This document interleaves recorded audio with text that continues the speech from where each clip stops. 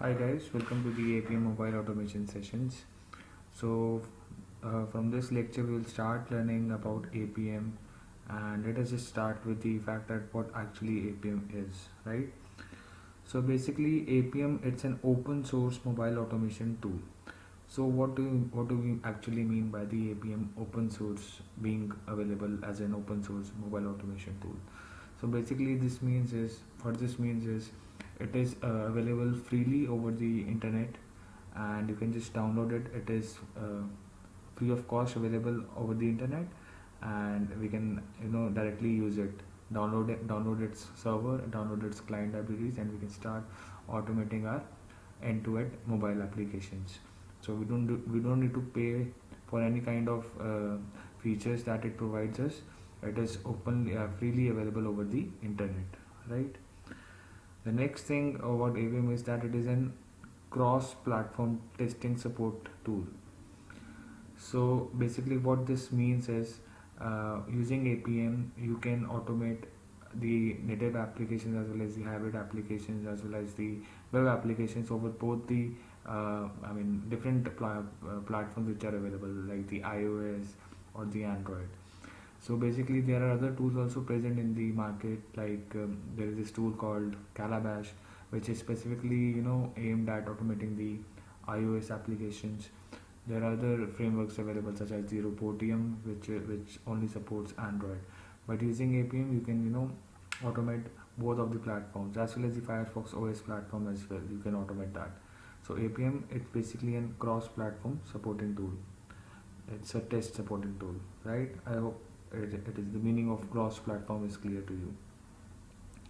So the third feature of APM, which is important, is that it can automate native apps as well as the hybrid apps as well as the mobile web apps.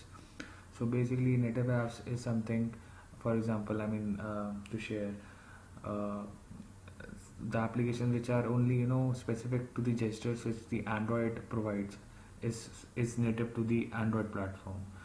The applications which are only aimed at supporting the iOS platform, those are the native apps to the iOS platform.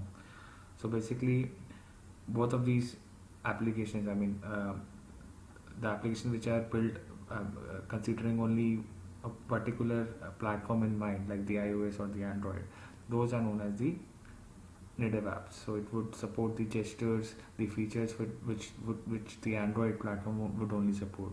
So an application which is native to the uh, Android would not run on the iOS platform, since it's specifically built for the Android platform, and vice versa.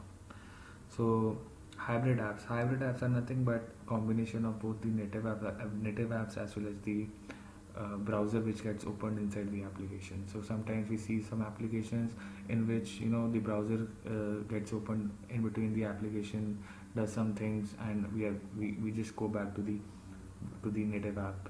So that is the example of an hybrid app. For example, Facebook you can say. So basically, whenever you find any advertisement on the Facebook, what it does is that it opens the advertisement on the in the Facebook as app only. The browser gets opened within the Facebook app only. So that would be an example of the hybrid app. And the mobile web apps, they're nothing but the applications which are run on the browser. So basically in the uh, mobile platforms also we have Google Chrome browser, so we can use that Chrome browser to open websites such as Amazon.com, Amazon.in, right? So the views of those applications are specific to the mobile views only, right? So for example, the UI of the Amazon website on the mobile browser would be different from the desktop version of it. So in order to automate those web browser apps on the mobile, you can use APM. So APM supports all of the three features, such as the native, hybrid, as well as the mobile web apps, right? And one more thing that is an advantage of APM is that it supports the API, Selenium API. So whosoever is has worked on the Selenium API All of those features are available on the APM. Plus the APM which provides us the features, the APM which provides us are the additional features which are specific to the mobile, such as the gestures. Like you must have heard about the drag and drop gesture, zoom gesture, scrolling gesture. All of those features are available in the APM client libraries, and it is built on the top of the Selenium API. So all of the features which are available on the Selenium API are also available on the APM API, plus the features which APM provides us. I hope it is clear. So as we already discussed, the supported platforms is iOS, Android, and Firefox OS, right? And I've already covered all of these points. One more point which needs to be covered: why APM? We can use any testing framework.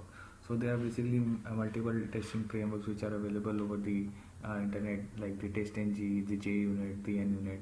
So whatever the testing framework you're comfortable with, APM can be integrated with any of those frameworks. So we have a particular series of lectures aiming at TestNG.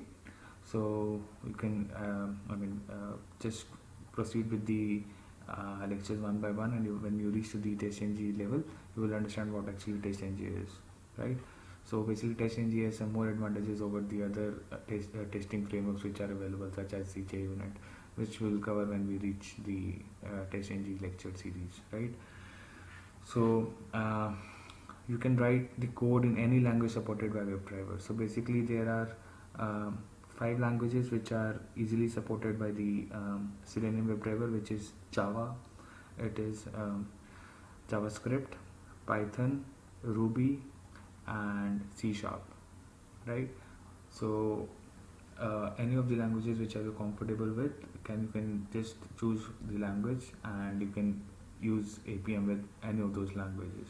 So basically this series of lectures will be doing APM with the Java programming language, right? And so that is all about what APM is. We'll cover more about APM, its features, in our subsequent lectures. So for now, we should be good to know that APM is nothing but a mobile automation tool which is used to automate the native applications, the hybrid applications, as well as the web applications. So I will see you in my next lecture where we will discuss about the APM architecture, how it is actually built, right?